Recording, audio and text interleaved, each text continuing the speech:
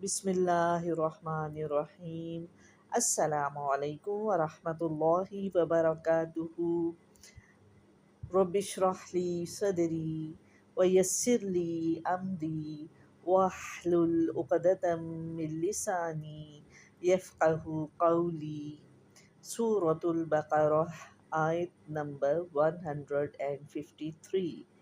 یا ایہا الذین آمنوا استعینوا بالصبر والصلاۃ ان اللہ مع الصابرین۔ اے ایمان والو، صبر اور نماز کے ذریعے مدد چاہو، اللہ تعالیٰ صبر کرنے والوں کے ساتھ ہے۔ اب دیکھیں یہاں پر جب تحویل قبلہ کا حکم آیا، ایک بہت مشکل حکم تھا مسلمانوں کے لیے، کیونکہ ابھی وہ ظاہر ہے کہ اتنے سال مسجد اقصیٰ کی طرف نماز پڑھتے رہے تھے۔ اب جو ہے ایک بالکل مختلف حکم آ گیا کہ اپنا قبلہ ہی بدل لو، اور اس پہ پھر جو وہاں کی سوسائٹی تھی اس کی طرف سے مذاق اور تنقید کا شکار ہونا، اور یہ سب چیزیں مسلمانوں کے لیے ایک آزمائش تھیں۔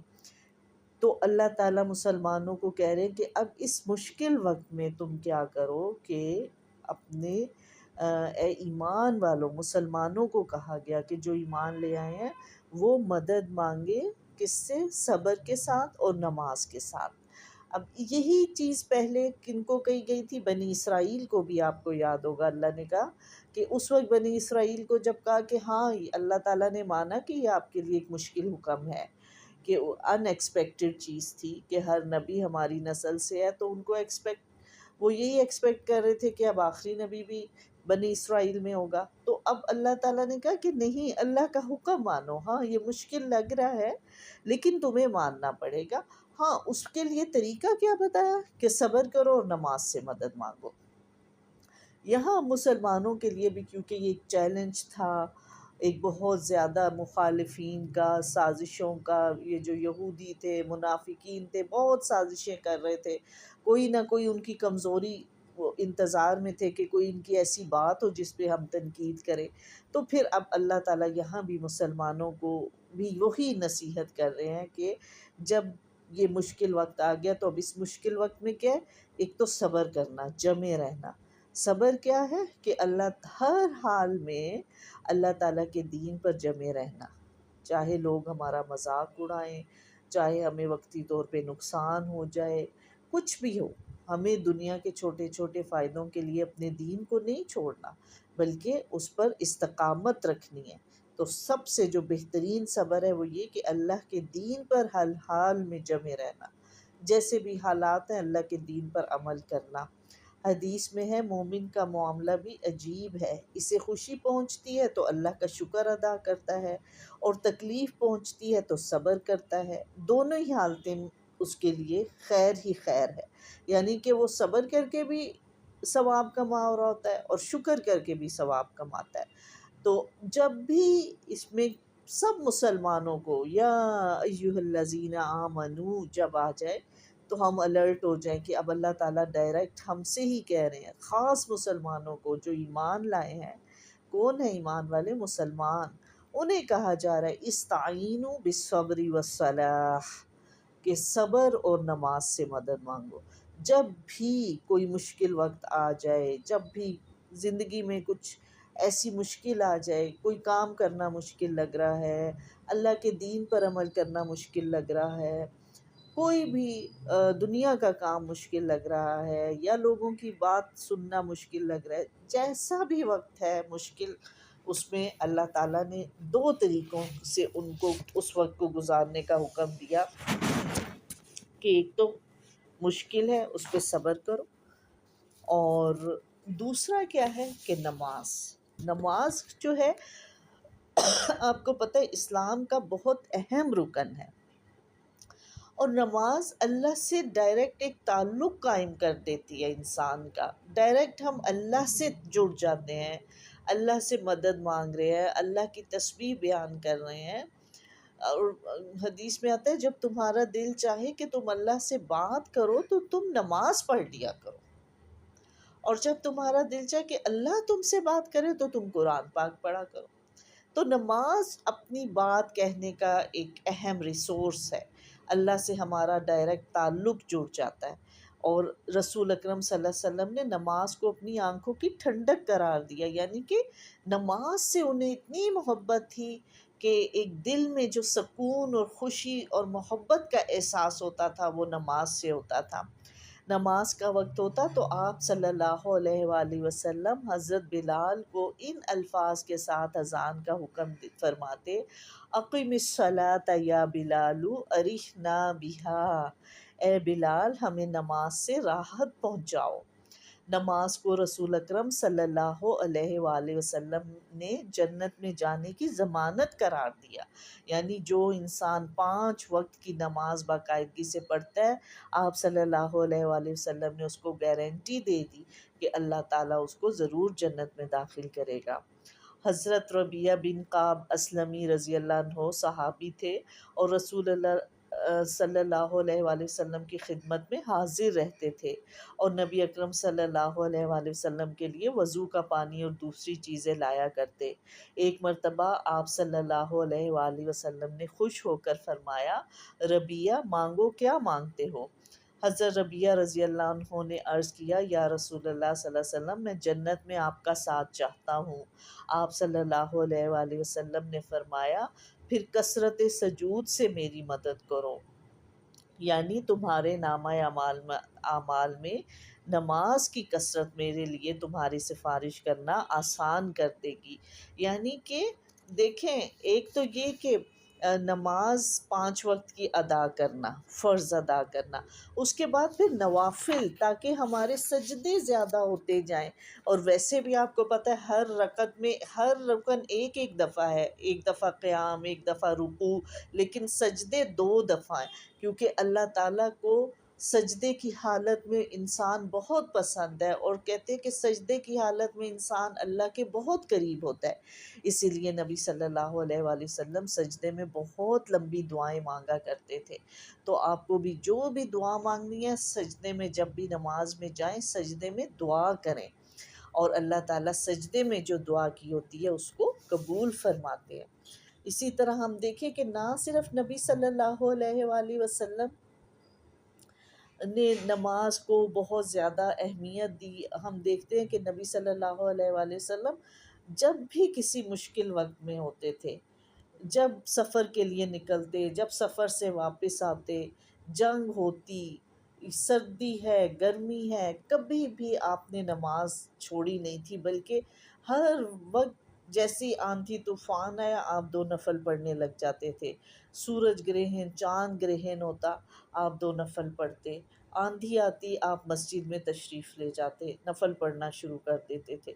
تو نماز جو ہے ہر مشکل وقت میں آپ صلی اللہ علیہ وسلم نے نماز کو پڑھا۔ اسی طرح نہ صرف نبی صلی اللہ علیہ وآلہ وسلم بلکہ باقی جو تمام نبیوں نے نہ صرف خود نماز پڑھی بلکہ اپنی اولاد کو بھی نماز کی تلقین کی۔ اور وہ جو ہم نے آپ کو دعا یاد کروائی تھی، رب اجعلنی مقیم الصلاۃ ومن ذریتی، وہ تو دعا ہے ہی حضرت ابراہیم علیہ السلام کی۔ حضرت ابراہیم علیہ السلام نے خانہ کعبہ کے پاس اپنی بیوی اور بچے کو کس لیے چھوڑا تھا؟ کہ وہ لوگ نماز قائم کریں۔ اور اسی طرح حضرت اسماعیل کا ذکر قرآن میں کیا ہے، تو اللہ تعالیٰ نے ان کی تعریف کی کہ وہ اپنے گھر والوں کو بھی نماز اور زکوٰۃ کا حکم دیتے تھے۔ تو نماز جو ہے وہ بہت ضروری ہے سب مسلمانوں کے لیے پڑھنا۔ قیامت کے روز کہتے ہیں کہ جہنمیوں سے پوچھا جائے گا تم کس لیے جہنم میں ڈالے گئے؟ ان کا ایک گروہ ہوگا، یعنی کہ ہر ایک کے مختلف جرم ہوں گے، کوئی کس وجہ سے جہنم میں گیا، کوئی کسی اور وجہ سے گیا۔ ایک گروہ جن سے جہنم میں جانے کا جب ریزن پوچھی جائے گی، وہ کہیں گے لم نکو من المصلین، ہم نماز نہیں پڑھتے تھے۔ یعنی ان کے جہنم میں جانے کی وجہ صرف اور صرف یہ تھی کہ وہ نماز نہیں پڑھتے تھے۔ نبی صلی اللہ علیہ وآلہ وسلم نے نہ صرف ساری عمر نماز پڑھی بلکہ حیات طیبہ کے آخری دنوں میں جب آپ صلی اللہ علیہ وسلم بالکل ڈیتھ بیڈ پہ تھے، بہت بیمار تھے، آپ کو جس چیز کی سب سے زیادہ فکر تھی وہ نماز تھی۔ وفات سے چند دن پہلے تیز بخار کی وجہ سے آپ پر تھوڑی سی غنودگی، بے ہوشی کی، کیونکہ بہت تیز بخار تھا، ویکنس بہت تھی۔ تو جیسی عشاء کے وقت آنکھ کھلی، سب سے پہلے یہ سوال کیا کیا لوگوں نے نماز پڑھ لی؟ عرض کیا گیا نہیں، آپ صلی اللہ علیہ وسلم کا انتظار ہے۔ پھر نبی صلی اللہ علیہ وسلم نے اٹھنا چاہا، آپ بے ہوش ہو گئے۔ جب آنکھ کھلی تو پھر وہی الفاظ نکلے، کیا لوگوں نے نماز پڑھ لی؟ عرض کیا گیا نہیں، آپ صلی اللہ علیہ وآلہ وسلم ہی کا انتظار ہے۔ تیسری مرتبہ اٹھنے کی کوشش کی، پھر آپ کو بے ہوشی طاری ہو گئی۔ پھر جب آنکھ کھلی تو آپ نے فرمایا ابو بکر رضی اللہ تعالیٰ عنہ نماز پڑھائیں۔ وفات سے چند لمحے پہلے آپ صلی اللہ علیہ وآلہ وسلم نے اپنی امت کو جو آخری وصیت فرمائی وہ یہ تھی، الصلاۃ الصلاۃ وما ملکت ایمانکم، یعنی مسلمانوں نماز کا اور اپنے غلاموں کا ہمیشہ خیال رکھنا۔ یعنی ایک تو نماز اور دوسرے غلام تو اب نہیں ہیں وہ، لیکن غلام اپنے سے، اس کا کیا مطلب ہے جو آپ سے ویک ہیں، صحت کے لحاظ سے، فائنینشلی، اور کسی بھی طرح علم کے لحاظ سے، جس طرح ہر لحاظ سے آپ سے کچھ ویک لوگ ہوتے ہیں، کہا ان کا خیال رکھنا۔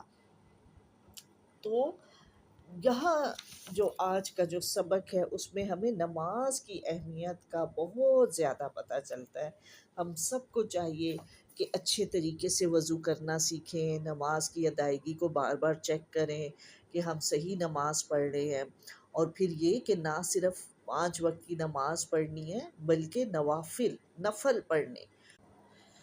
اور بوائز کے لیے تو یہ بہت ضروری ہے کہ وہ مسجد میں جا کر نماز پڑھیں، اور گرلز کو گھر میں ہمیشہ نماز پڑھنی چاہیے۔ تو 5 وقت کی نماز کا ہمیں اہتمام کرنا ہے، محبت کے ساتھ نماز کو پڑھنا ہے، اور اگر نماز پڑھنی مشکل لگ رہی ہے تو دعا کرنی کہ اللہ تعالیٰ میرے لیے نماز پڑھنا آسان کر دے۔ اس کی فکر خود کرنی ہے کہ ہائے اللہ، میں کیوں نماز، میرا دل نہیں چاہ رہا پڑھنے کا، نہیں مجھے تو نماز ضرور پڑھنی ہے، اللہ تعالیٰ میرے دل میں نماز کی محبت ڈال دیں۔ تو اس کی دعا کرنی ہے، جیسے مسلمانوں کو اس مشکل وقت میں کہا گیا نا کہ تم صبر اور نماز سے مدد مانگو، تو نماز میں کیا دعا مانگنی کہ اللہ تعالیٰ مجھے اس کام کو کرنے کی توفیق عطا فرما دے۔ تو یہ جو آج کے لیسن میں ہم اتنا ہی رکھتے، کیونکہ آگے بھی بہت اہم باتیں ہیں جو ہمیں سیکھنی ہیں، اور اب ہم نے یہ سب مل کے کوشش کریں گے کہ نماز تو ہم کبھی نہ چھوڑیں۔ اور بوائز جو ہیں جو مسجد جا کے نماز پڑھ سکتے ہیں وہ ضرور مسجد جا کے نماز پڑھیں، گرلز گھر میں نماز پڑھیں، اور ہر نماز کو پڑھنا ضروری ہے۔ یہ نہیں کہ اچھا ابھی ہم چھوٹے ہیں چلو ہم عشاء کی نہ پڑھیں، نہیں، عشاء کی نماز کو بھی اتنا ہی ضروری ہے، فجر کی نماز بہت ضروری ہے۔ یہ نہ ہو کہ چھٹی ہے اب ہم دیر تک سوئے رہیں، نہیں، نماز کے لیے ضرور اٹھنا ہے۔ اللہ تعالیٰ ہم سب کو توفیق دے۔ اور پھر سفر کے لیے جا رہے ہیں، سفر سے واپس آ رہے ہیں، یا کوئی بھی اور بھی مشکل ہے، اس میں بھی 2 نفل پڑھنا۔ نبی صلی اللہ علیہ وآلہ وسلم نے ہر اہم کام سے پہلے استخارہ کرنے کی بھی تو نصیحت کی کہ استخارہ کریں، اس کے لیے بھی 2 نفل پڑھ کے استخارہ کی دعا کرنی ہوتی ہے۔ تو جو بھی اہم کام ہے اس کے لیے ہم نماز پڑھ کے اللہ سے دعا کریں کہ اللہ تعالیٰ اس میں ہماری رہنمائی بھی فرمائے۔ اور نماز کی اہمیت یہ ہے کہ وہ گناہوں کو بھی معاف کرتی ہے۔ آپ دیکھیں قیامت کے دن نبی صلی اللہ علیہ وآلہ وسلم اپنی امت کو کس طرح پہچانیں گے؟ اتنے لوگ ہوں گے، آدم علیہ السلام سے لے کر آخری انسان تک، کتنے بلینز ٹریلینز ہوں گے۔ اب نبی صلی اللہ علیہ وآلہ وسلم اتنے لوگوں میں اپنی امت کو کیسے پہچانیں گے؟ وضو کے نشانات، جہاں جہاں وضو، ہم جس اپنے پارٹ آف باڈی کو وضو میں دھوتے ہیں وہ اس دن چمک رہے ہوں گے، وہ سارے ہاتھ، بازو، چہرہ، پاؤں، یہ اتنے چمک رہے ہوں گے جو 5 وقت وضو کرتے ہیں، اور اس چمک کی وجہ سے نبی صلی اللہ علیہ وآلہ وسلم پہچان لیں گے کہ یہ تو میری امت کے لوگ ہیں۔ اسی طرح روزانہ جو باقاعدگی سے 5 نمازیں ادا کرتا ہے اس کے تمام گناہ صغیرہ گناہ معاف ہو جاتے ہیں۔